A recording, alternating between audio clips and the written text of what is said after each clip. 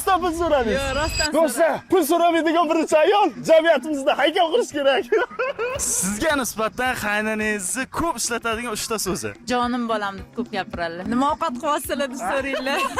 Keyin bolalaringiz keldimi deb so'raydilar. Ko'p Yana bitta savol, siz xo'jayingizga nisbatan ishlatadigan top 3 ta so'zingiz. kelyapsizmi? Ovqatsiz ovqat. Kelyapsizmi birinchisi?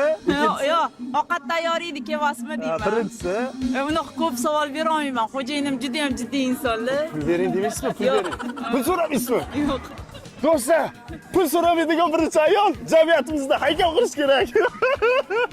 Rostdan pul so'radingiz. Yo'q, rostdan so'ramayman. Voh, gap yo'q. Xo'p, ikkita so'z yana. Bunaqa ko'p savol bera olmayman. Qani ilohi omin. Mana shu bizni ko'rib turgan uylanmagan bo'ydoqlar bo'lsa, mana shu kinoyimizga o'xshagan pul so'ramaydigan, ko'p savol bermaydigan ayollar uchrasin. Allohu akbar. Mana shu videoni bo'ydoq do'stinglarga jo'natib qo'yinglar. Instagram bormi menga? Ha? Parkimizga obuna bo'lgansizmi yo'q? Alpinland bog'iga. Qarang, bundan keyin agar obuna bo'lib qo'yib ketsangiz, mana shunaqa shoullarimizda qatnashsangiz, bizda sovg'alarimiz bor edi. Agar obuna bo'lgan bo'lsangiz edi. Mana hozir obuna bo'lib qo'yamiz. Mana tirs. Endi xudo xolasa agar keyingi safar bizning mana shunaqa showimizda ishtirok etsangiz, sizga zo'r sovg'alar kutib turibdi. Rahmat, yaxshi dam olinglar. Do'stlar, ketdik.